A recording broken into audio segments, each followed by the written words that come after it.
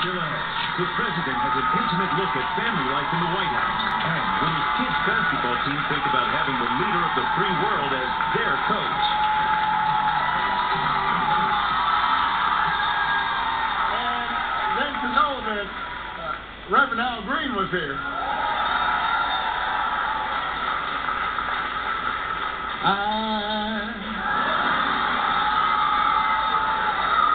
So in love with you. We are back.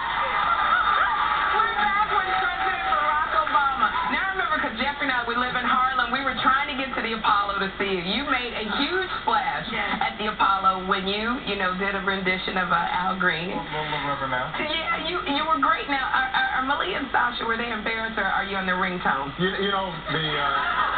definitely not on the ringtone. When I turned 50, Malia and Sasha and a bunch of my friends and Michelle had this sort of like a roast, a little private roast. Yeah. And each one of them read something. And Malia and Sasha had written out why I am such a wonderful dad. Okay. And they had this list. It was so sweet. And one of the items on Malia's list was, you are just the right amount of embarrassing. You're embarrassing, but not too embarrassing.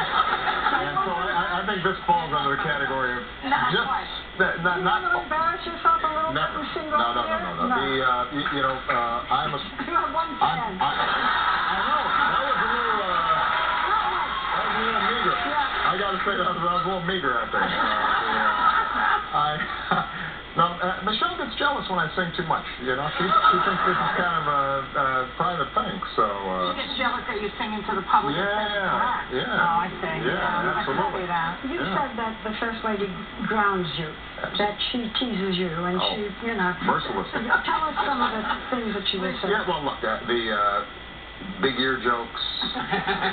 She cracked up at the correspondence on the ear jokes. Absolutely. She was hysterical on that. Big nose jokes. All my little funny habits. She can imitate me and mimic it. Just little stuff. If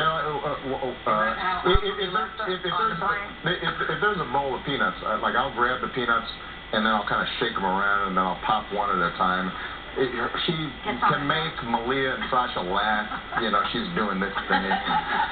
So she just is relentless. But it is good for you, especially in the White House. You got a bunch of people around who are always laughing at your jokes and thinking you're funny and all that stuff. And Michelle's like, this guy? And I will tell you, when she does it in front of my team, they love it. They're cracking up, and then I'll look at them and that's very nice. Is that how come she got left for a couple of seconds when you were getting off? Did you see that? Yeah, I did see that. That's a classic example of, dumb husband screwing up. Because I thought she was behind me. This is what happened, okay? You know how the president gets off the plane? And then he got this far and went, and had to go and bring Michelle out with him. It was really great, because he forgot she was with him. She's just standing there looking at me like...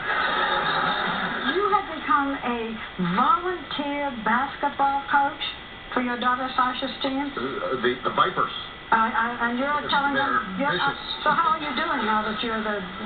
This is as much fun as I've had, together with Sasha. It is so much fun. They had the regular coach who was doing a great job, but since I played in high school and regular and still play, we decided to have our own little scrimmages and give them some plays and stuff. And watching these girls grow, this is now the third or fourth year that they've done it, and watching them progress and get better as a team, and seeing the confidence that they get, it's a reminder. We're celebrating 40 years of Title IX, and it shows when girls are given the opportunity and they're competing and they're working as a team. It makes them stronger. It makes them more confident. It's one of the great things that's happened during the course of my lifetime is women's sports becoming just as important, just as powerful.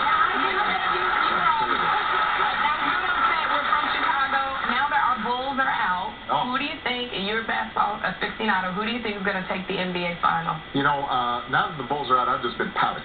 So I'm not gonna call it. San Antonio looks terrific. Oklahoma City, great young team. Lakers had Kobe, and then Miami with LeBron and Dwayne Wade. You know, they're playing great. So. You want to give us some help here in New York with our next? You know, it might be. You know, I love our coach now, but do you think maybe? I will say there was a lot of drama here in New York with the Knicks, all kinds of stuff, including the great story with Jeremy Lin. So, you know, you guys will come back sometime.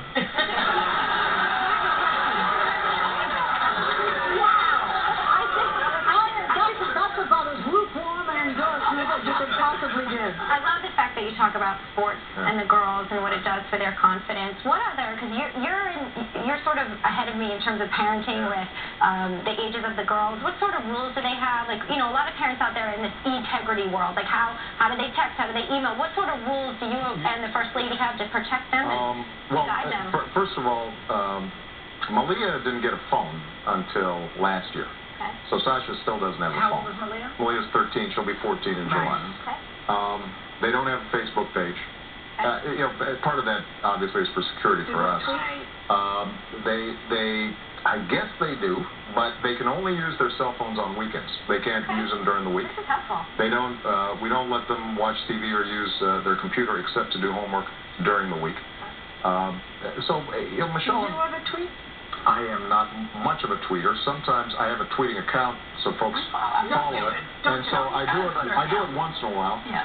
But as Michelle said, I'm too long-winded for 148 characters. Don't go anywhere. Don't go anywhere. Okay, we're going to be back with more with President Barack Obama. Next, Malia and Sasha love that show. The co-hosts are giving the president a pop quiz to see if he really knows the issues when it comes to American pop culture.